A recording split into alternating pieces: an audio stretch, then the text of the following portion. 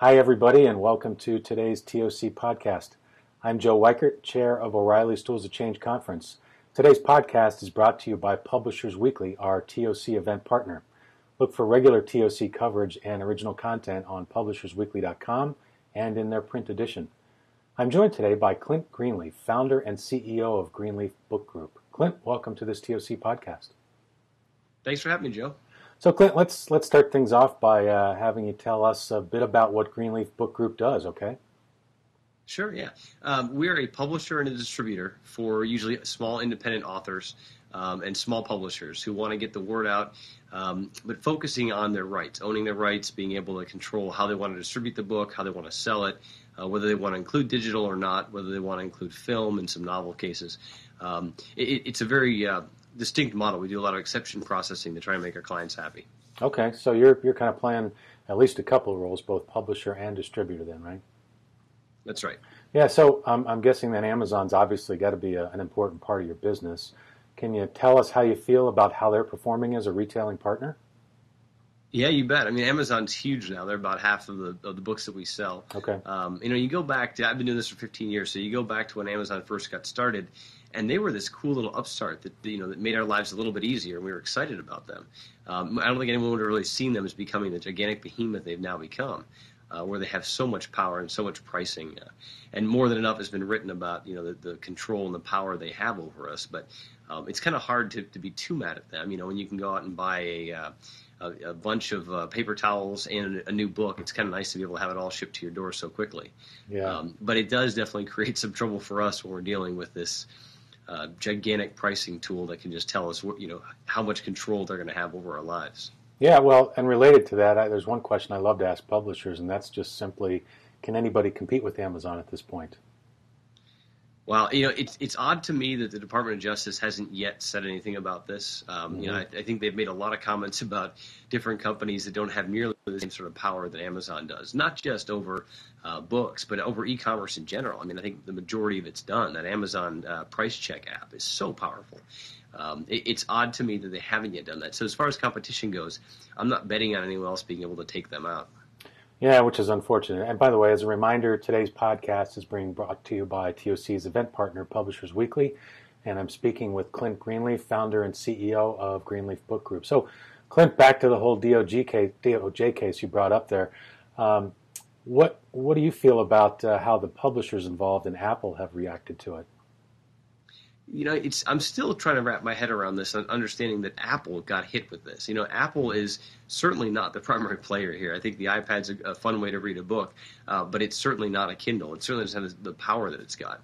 So the fact that the publishers and Apple got hit and Amazon was left harmless throughout all this is still really hard for me to understand. And especially when it was pushing prices down, the whole issue is kind of strange to me. I think Amazon's done a really tough job of taking care of all their publishers, whereas Apple, I think, just tried to jump in and compete on the front end of it. So the DOJ ruling still, and even the questions that they go along with it, are still turning around in my head without any real resolution to it. Yeah, and well, I guess one other aspect of Amazon's business practices I wanted to ask you about too, the Kindle Owner Lending Library Program. What's your opinion about that? And I guess more specifically, how do you feel about the model that I understand most publishers are getting, where they just get a flat fee as opposed to pay for performance? So they're just getting a flat amount regardless of how many customers access that content. Yeah, so I'm a capitalist pig. I make no bones about that. I'm in this business to make money, and that's not really traditional as far as public is concerned. But I don't like the flat fee. I plan on never selling any books. But if that were the case, why would I actually publish the books? So it doesn't really make any sense to me in that context. I think it's kind of a neat way to possibly advertise your content and get people excited about it. But I'd much rather know that I'm actually being able to get revenue every time somebody reads that book, as opposed to just hoping that it floats out there and passively generates interest over long term. Yeah, that's my sense too. I really think we've got to have more of a pay-for-performance model than just flat fees. And I'm sure some publishers that signed up early maybe are happy with the results because they're getting visibility and so forth, but I don't think that's the long-term solution. So let's look forward now. 5 years out, I saw a report the other day speculating that ebooks will represent at least half of publishers' actually overall sales I think by 2016. What do you think about that? Is that going to happen that quickly? I think it's definitely going to happen. I bet it happens before 2016 even. And I don't think it's necessarily good or bad. I think that we as publishers often get caught up in the context of is it is it physical, and how we're going to do this. I tell my staff every day, look, our job is to take something out of somebody's head, to mess with it and monetize it, and then go out and sell it and make money for both us and our clients. Yeah. And as publishers, that's really our job. How we do it, the mechanics of it, aren't really that important. When people were out there, musical artists were out there singing back when LPs were the only thing out there. Then the 8-track came out, and the cassette, and the CD, and the MP3.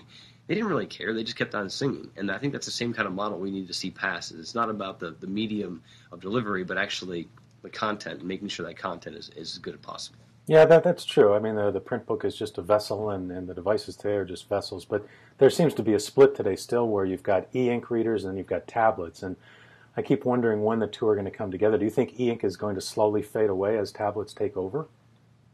Well, I think that what we'll be able to see at some point is going to be the ability of the tablet screen to be able to have an e-ink feature to it.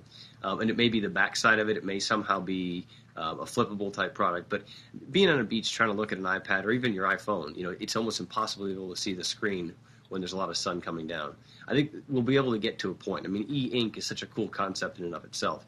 We'll probably be able to incorporate that in the Gorilla Glass that Corning makes for Apple, and I'm sure we'll be able to come up with something like that. Yeah, that's what I look forward to. I just hate carrying around two devices. I'm still pretty much stuck that way. So, well, how many friends do you have who still have the BlackBerry, the iPhone, maybe an iPad as well? So it's. Well, I'm ashamed to admit I got stopped at TSA at the airport on a recent trip because they said I had too many gadgets in my bag. How about that? Well, given your job, that's pretty valid. I guess it's interesting that you got hit with that. I bet Walt Mossberg gets hit with that too. So yeah, I'm sure you're right. Okay, well, hey, Clint, that's all we have time for today. Thanks so much for taking part in this TOC podcast. Thanks for having me, Joe.